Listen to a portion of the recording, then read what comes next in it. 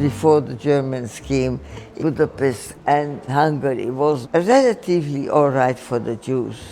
Went to school, went to work, went to restaurants, went to movies. We knew what was going on in the world, but it was a very pleasant, normal life. In 1944, Germany invaded Hungary. It was Pesach. Germans came into a Seder. My father gave them a glass of wine. Next day we was taken to the ghetto. Ghetto was in city of Beregszász. Very little food, almost nothing. There were very big restrictions. We were not allowed to go to public schools. People who worked in governmental offices couldn't work there anymore. All the Jews, regardless of age, had to wear a yellow star. Every Jewish male over 18 had to report for forced labor camp. I realized that I have to go. Beginning of July came a law that all people who are not Hungarian citizens between 16 and 60 years of age, they should get together into a sports ground. My auntie and I, we went to the sports ground, and every day 250 people, 99% women, went from the sports ground to this match. When we went, the first day we arrived, we walked 25 kilometers. We didn't know where to, we didn't know how long to, we just thought we were going to our death. As we were marching every day, there were some women who couldn't walk anymore, and they sat down on the side of the road. The German came and said to her, "You better get up and go where the others are. Just walk with them." And she said, "No, I can't walk anymore." So he took his revolver out and shot the woman in the head. The German at that time felt embarrassed about all these dead people and said he's going to make a selection. Whoever was weakling and too old or looked too young, he selected them to go back to Budapest, and the rest should go further march. It was a matter of life and death. So I sneaked, I joined the ones to go out. We were 25 people who were out of the original 250, but by that time there weren't 250 because a lot of them were. So I had to report for forced labor. In the middle of the country, we've been put in squadrons, and we had to dig trenches for the Germans. One night we went back to the barrack and realized that they closed the gate, and we told us to put our things together because early next morning we are going to march. We marched to the nearest train station, and over there cattle wagons were waiting for us. There was no hygiene whatsoever. Food is absolutely was out of the question, even the question. Luckily, that was only a 3-day trip. We ended up right on the border of the country of Austria. There was a semi-German village already, and we became a part of that under German command. We were there at the ghetto for a few months. From there was shipped to Auschwitz. When we get to Auschwitz, we was very fortunate. We was selected with my sisters for working. We was looking healthy, and people on the other line disappeared. They disappeared, definitely disappeared. After 3 weeks, we took us to Germany, to Gelsenkirchen, and we was working there making bullets.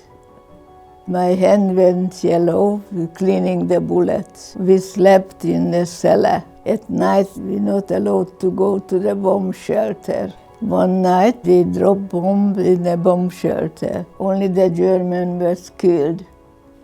After that, we was taken to Bergen-Belsen.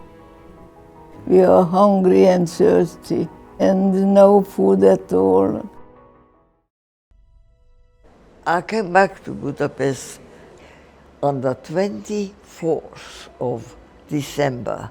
Wallenberg came into the ghetto with the purpose of getting Jews who ever want to go to a Swedish protected house. He couldn't speak Hungarian, and the Hungarians couldn't speak Swedish. But I spoke German and Wallenberg spoke German. And then I translated whatever Wallenberg wanted to tell the Jews, and 24 people, they got together, and Wallenberg said, all right, 24, this and this is a visa I can give you. And I was translating, and before we go, Wallenberg said to me, do you want to come with us? I said, and tell me how you're going to take 25 people with 24 visas.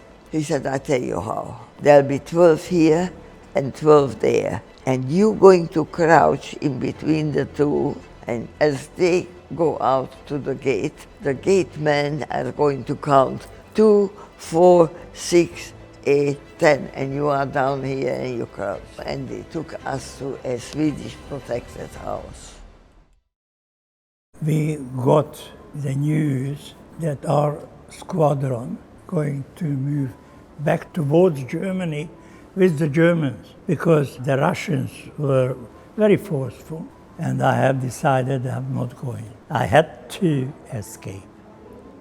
We knew exactly what we wanted to do. We were lying down in the trenches, which we were digging, let the group going into the working places, the barracks, and after everybody moved away, we went into the forest, and I find my way between the trees, a direction towards one little village where there was a train station. And I went my way to the place where I used to live.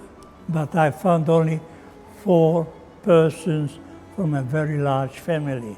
As I was walking in one street, suddenly 2 SS officers coming towards me. They stopped right in front of me, said, "Hi, Joe, can't you recognize me?" The 2 SS actually was 2 Jewish boys in SS uniform. They 2 brothers, part of the underground. They used to live on the very same street my family used to live. The older boy was a section commander, and with their help, I managed to be accepted into the Jewish underground. I had to make an oath: follow orders, no question. And that's not as simple as it sounds. Became a photo. Mr. So-and-so happened to be caught up on one of the ghettos. Get him out. The 2 Jewish boys put on again the SS uniform. I was a Jew boy with the yellow star, photo in my hand. Can you imagine that the Hungarian policeman would ask the SS officer? Yeah. So we just marched in looking for that guy. They got the guy, handcuffed him, marched out from the ghetto. 3 corners away, a car was waiting, put the man in the car, job has been done. I heard the tanks coming, the artillery, so we were aware that the Russians are liberating us. When the Russians actually physically were in front of me, we went out and other Hungarians came, and we all joined in celebration that, thanks God, the Germans are going back.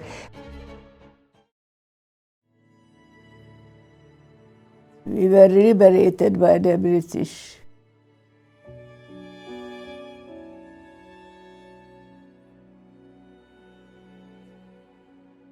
We went back to Hungary. We went by train through Germany. When the train stopped in Germany, the children came begging for food, begging for food. My uncle, who lived in Sydney, made inquiries through the Red Cross to find out who is alive of his family. Out of 10 of us, we were only 4 alive. So he asked us, do we want to immigrate to Australia? And we said, Australia? They only sheep there. And he said, no, there are other things too, not only sheep. We said, for getting the family together again, yes. I arrived in Sydney in 1948. And then eventually I got married and I had 2 sons. Both of them have 2 children. I married John Grünstein. We moved to Australia in 1949. We have 2 children. I have 6 grandchildren and 10 great-grandchildren. I have 2 children, 5 grandchildren, and 10 great-grandchildren. What I tell my students, I tell them to study what you know in your brain. That's the only thing they can't take away from you, because you never know what tomorrow brings. The Holocaust was something which not just tell the people, but educate the people what not to be, to do the right thing and open the eyes of the people and show them there is a right way to be citizens of the lovely country of ours.